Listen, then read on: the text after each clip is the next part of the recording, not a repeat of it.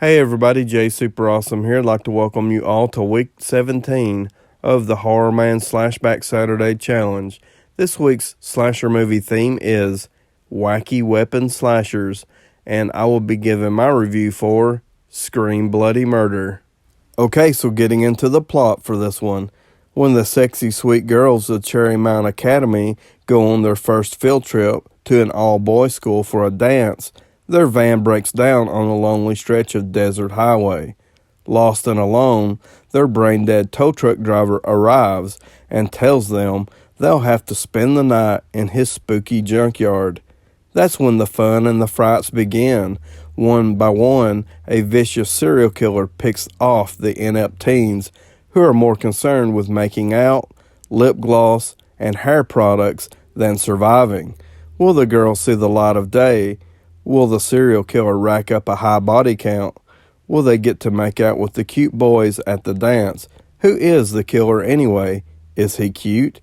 You'll howl and scream as these vivid vixens defend their honor with chainsaws and attitude. Field trips are always educational. Okay, so getting into my thoughts for this one. With this week's SlashBack Saturday Challenge theme of Wacky Weapon Slashers, we were simply challenged to watch and review a slasher film that featured a killer using unusual or wacky weapons to murder his victims with. So I chose to watch and review Scream Bloody Murder because this movie is altogether wacky and it features some creative and unusual kills. I had an absolute blast watching Scream Bloody Murder. I went into it with low expectations, not really knowing what to expect. And this is definitely a slasher movie that you can't take seriously because it's a slasher comedy. And for the most part, I thought this movie was pretty funny in a turn your brain off, airhead sort of way. Now, I'm not really for sure what that says about me, but I did have a fun time watching it. So if you are a fan of low-budget slasher films and don't mind the humor, then you might find some enjoyment with this one.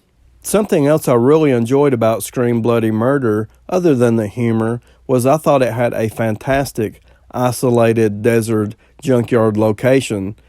And I feel like the junkyard is a fantastic location for a slasher film. And considering the main location of this movie is a junkyard, we have plenty of opportunities for some fun and entertaining kills. And I feel like this movie was able to deliver.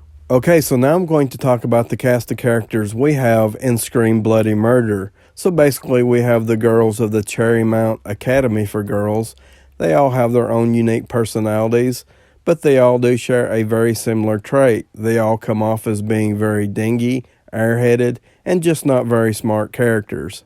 So first up we have Honey, and she is very outgoing, flirty. She doesn't care to flaunt what she's got, and she is loaded with attitude. Next up we have Parker, and she comes off as the most level-headed girl of the group. Later on in the movie, as the girls start getting picked off one by one, she opens up her own investigation and begins to interrogate the other girls, with very off results, I should say. Next up we have Shae, and she is the very quiet, shy virgin girl who wants nothing more but to get to the dance and maybe even kiss a boy. We have Candy, who is more interested in girls than boys, and that's basically her character. She tries to play it straight, but everybody already knows the truth. We also have Star, who is basically the quiet loner girl who does like to party. She's also loaded with plenty of attitude. Last up for the girls, we have Monique, and she is the new girl. She is an exchange student from Alaska. She's loaded with attitude, and all the other girls besides Parker think she's extremely cool. Then we have the teacher, Miss Beaver, who is basically taking advantage of the situation of being stranded and begins to hit on some of the girls. So basically she's trying to get with a few of them. We have Belmont, the van driver, who doesn't have much luck with women. Almost all the girls write him off as being a loser.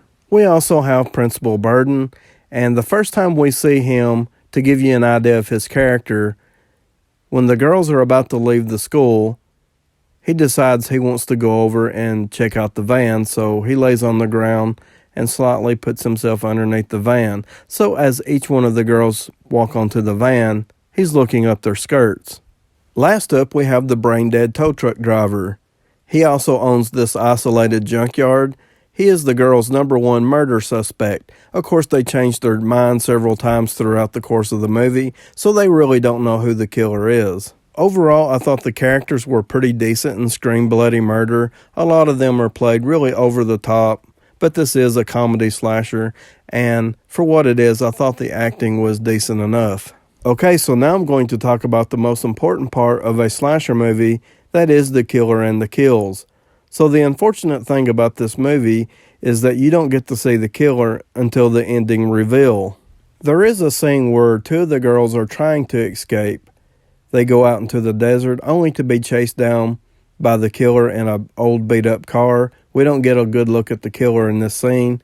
The 2 girls are unable to escape and return to the junkyard. There is another scene where a couple of the characters are making out in an old beat-up car.